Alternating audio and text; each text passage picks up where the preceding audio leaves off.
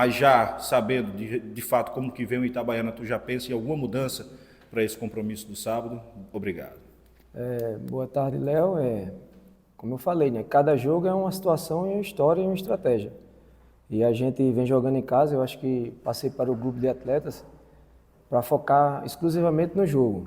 A gente está jogando nossos domínios e temos um dever de vencer a primeira partida em casa, né? Eu acho que a gente fez esses 2 dias aí que tivemos, foram trabalhos muito bons e com certeza sim, aqui em casa a gente tem que colocar uma equipe onde a gente vai ter que ganhar o jogo, um pouco mais agressiva. Eu acho que lá a gente teve 2 momentos do jogo, né? Eu acho que no segundo tempo vocês bem acompanharam que estiveram lá. Mesmo iniciando com a estratégia, nós tivemos várias chances de gols. Então a gente repetir, né, assim, a parte defensiva, que a gente sofreu pouco, e melhorar na parte ofensiva. Tenho mais hoje e amanhã para trabalhar e com certeza deve ter mudança sim no setor ofensivo. Ô, professor, e essas mudanças do setor ofensivo, elas passam necessariamente, né, pelas utilizações já como titulares do Oller, do Ronald, né, que acho que a principal crítica com relação à escalação da última partida foi justamente a escolha, principalmente pelo Gênison, né, que acabou tendo as situações ali no primeiro tempo, não conseguiu converter. Mas esses dois jogadores que você se refere, que a gente já pode, o torcedor também pode imaginar que eles já serão oportunizados como titular agora? Obrigado. São atletas que chegaram agora e agradaram bastante, né? Só que tem todo o contexto, né? Os atletas que chegaram, tem a questão de individualmente de cada um e a questão do que eu tenho também como elenco, né? Assim, futebol se resolve em 2 tempos, né?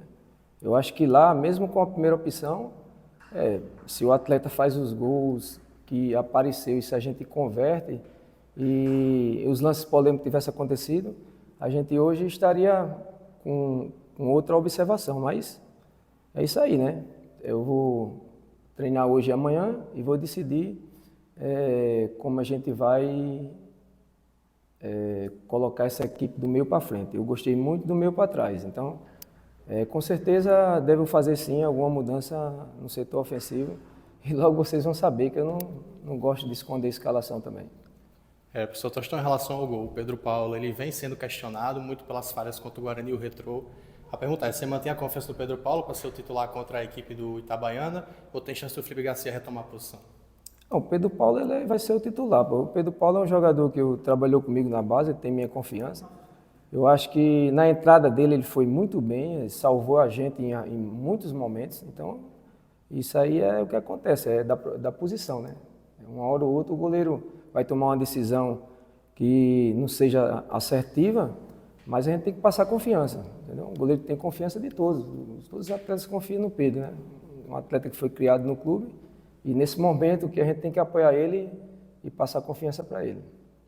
O Tostão, lá no jogo, ainda contra o Retrô, aqueles episódios da arbitragem, né? Houve bastante reclamação no pós-jogo de membros da comissão, dos próprios jogadores, né? Por conta das penalidades não marcadas.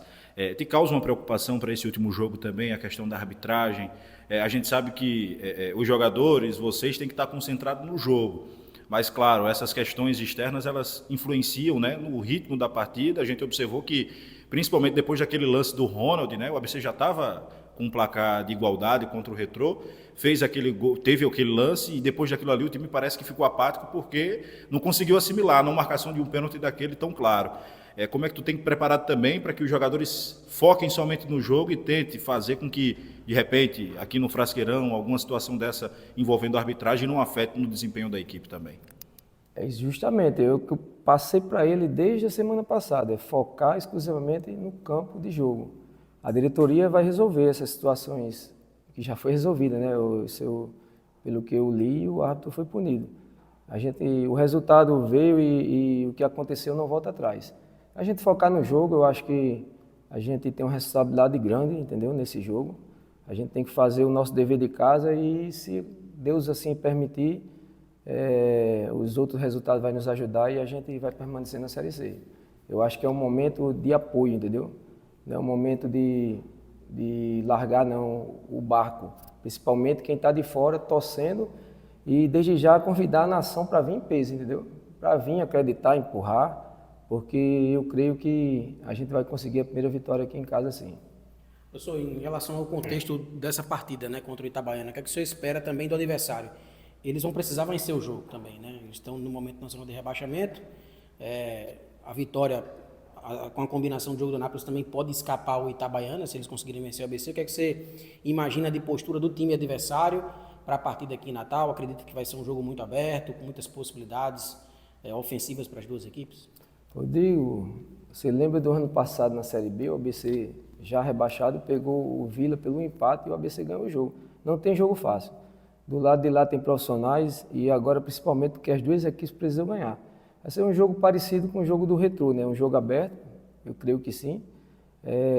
A gente tem que dar mérito também lá ao Retrô, né? Um Fernandinho, um Wagner Love, um Fabinho, são jogadores que jogaram em outra prateleira, né?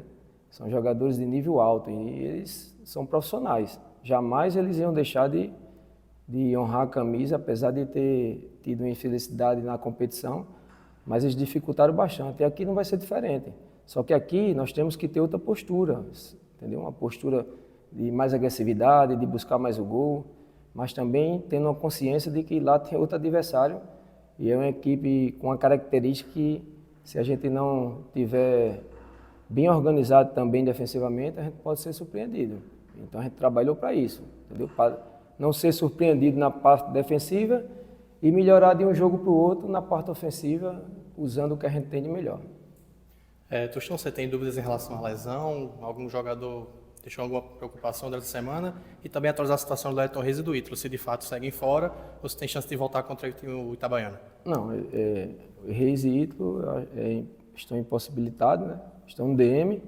Eu acho que o Sampaio, eu acho que ele vai a campo hoje, a gente vai sentir também, seria uma opção, né? Que a gente só tem o Manuel. E os demais, está todo mundo apto. Tivemos uma perca aí, vocês já devem saber do Carlos, né? O Carlos Eduardo, é um jogador que vai fazer falta porque pelas poucas opções que a gente tem hoje no elenco. Então, desde já, prontamente, eu já subi o garoto Oziel, né? Já esteve com a gente aqui, eu conheço. Inclusive, quando eu vim da transição da base profissional, eu fui um que, ao ver jogar junto com Moura, Josimar e Gilmar, trouxemos para o ABC. Ele já chegou a jogar no profissional, Baraúna, se não me falha a memória, e sempre está aqui treinando com a gente e tem total confiança, entendeu? Lembrando-se que são meninos da base, né?